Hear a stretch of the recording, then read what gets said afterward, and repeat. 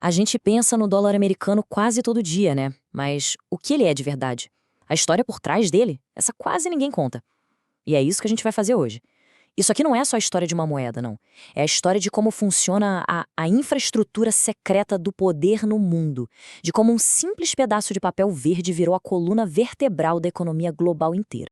Lá nos anos 60, o ministro das Finanças da França, o Valéry Giscard d'Estaing, soltou essa frase que ficou para a história: um privilégio exorbitante. Sabe o que ele queria dizer com isso?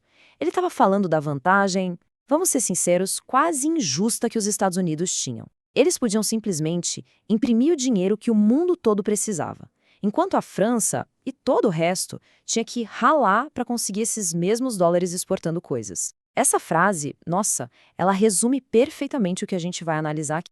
Então prepare-se, porque a gente vai embarcar numa jornada e tanto. A gente vai desde uma moedinha de prata lá atrás, baseada no dólar espanhol, até o sistema digital super complexo que move o comércio mundial hoje em dia. E olha, esse caminho não foi uma linha reta, viu? Longe disso. Ele foi forjado em crises, em guerras, em acordos secretos. E é por aí que a nossa história começa. Não na calmaria, mas no meio do caos. Certo. Primeira parte. Forjado na crise. O caminho para a centralização. A primeira coisa que a gente precisa sacar é que a base do dólar, ela não foi construída num momento tranquilo, de paz e amor. Foi o contrário. A fundação do dólar foi forjada no fogo, no meio de emergências nacionais. Cada crise pedia uma solução, e cada solução, olha só que interessante, acabava centralizando um pouquinho mais o poder sobre o dinheiro. Vamos passar rápido por essa linha do tempo. Tudo começa em 1792. Os Estados Unidos, recém-criados, baseiam sua moeda no dólar espanhol, que era o que bombava na época. Aí a gente pula para 1862, Guerra Civil. O governo da União está desesperado por grana e faz o quê? Emite os famosos greenbacks. Foi a primeira moeda de papel do país que não tinha lastro em metal, ou seja, era dinheiro baseado puramente na confiança no governo. E aí, o grande passo, 1913. Depois de um monte de pânicos bancários que quebraram o país, eles finalmente criam o Federal Reserve, o Fed, o Banco Central que ia dar estabilidade que o dólar precisava para, um dia, dominar o mundo.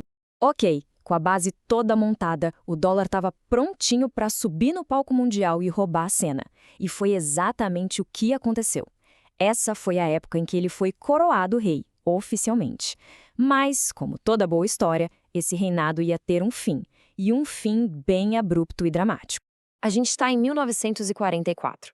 A Europa está em ruínas, a Segunda Guerra está acabando. Os líderes aliados se juntam num lugar chamado Bretton Woods. E quem é que manda na festa? Os Estados Unidos, claro. Era a única grande potência que não estava destruída e, detalhe, controlava 2/3 de todo o ouro do mundo. Então eles ditaram as regras. E o resultado foi esse sistema.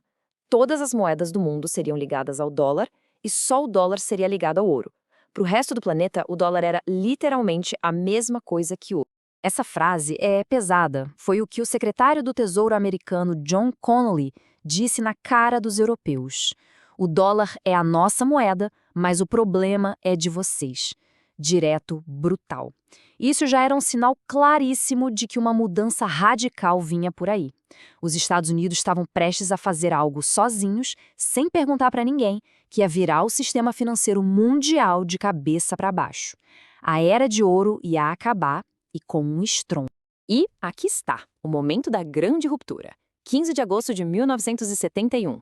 O governo americano estava gastando rios de dinheiro na Guerra do Vietnã e, ao mesmo tempo, países como a França começaram a bater na porta falando: "Ei, quero meu ouro de volta em troca desses dólares aqui." Pressionado, o presidente Nixon foi à TV e chocou o mundo. Ele simplesmente acabou com a conversão do dólar em ouro. A promessa, a base de todo o sistema de Bretton Woods, foi quebrada. Da noite para o dia, o dólar deixou de ser um vale-ouro para se tornar só papel. O valor dele passou a depender unicamente da confiança que o mundo tinha nos Estados Unidos. Com o dólar solto, sem a âncora do ouro e caindo de valor, muita gente decretou o fim do seu império. Mas o que aconteceu em seguida foi talvez uma das jogadas geopolíticas mais geniais do século XX. Os Estados Unidos perceberam que não precisavam mais do ouro.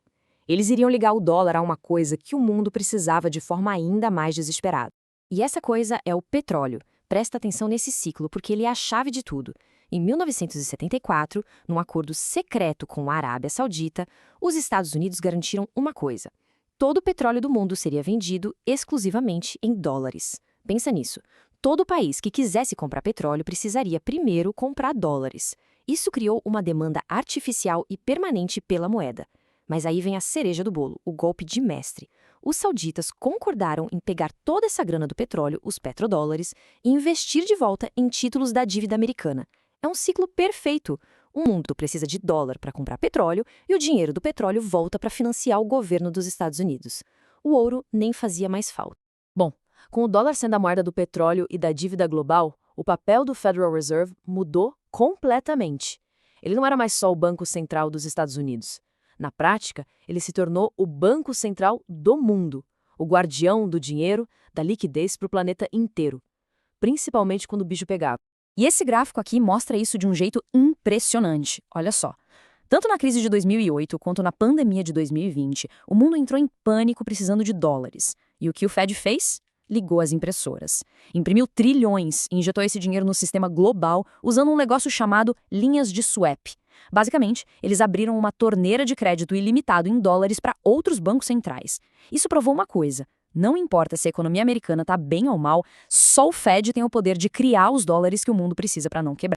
Mas, depois de décadas reinando quase sem ninguém contestar, o império do dólar agora está enfrentando os desafios mais sérios da sua história. Tem novas forças, tanto na geopolítica quanto na tecnologia, começando a questionar esse poder todo. E o estopim para isso foi uma decisão que transformou o dólar de um porto seguro em uma arma. O momento da virada foi fevereiro de 2022. Como resposta à invasão da Ucrânia, os Estados Unidos e seus aliados fizeram algo nunca antes visto. Congelaram, de uma hora para outra, uns 300 bilhões de dólares das reservas do Banco Central da Rússia. Isso mudou o jogo completamente. Para países como a China, o recado foi alto e claro. Olha, todo esse dinheiro que vocês têm guardado em dólares só está seguro se vocês andarem na linha com a gente. De repente, ter dólares virou um risco político real. 58%. Guarda esse número. É a fatia que o dólar ocupa hoje nas reservas de todos os países.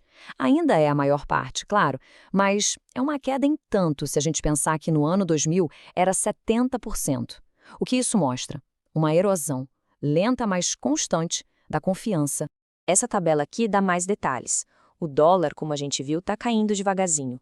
O euro é o segundo da fila, mas tem seus próprios problemas, né? Imagina 27 países tendo que concordar para tomar uma decisão. Já o renminbi da China está meio parado porque o governo controla muito a saída de dinheiro. O mais interessante mesmo é essa última linha, outras moedas. Ela está crescendo. Isso mostra que os países estão, sim, tentando ativamente sair um pouco do dólar, diversificar, mesmo que seja aos poucos.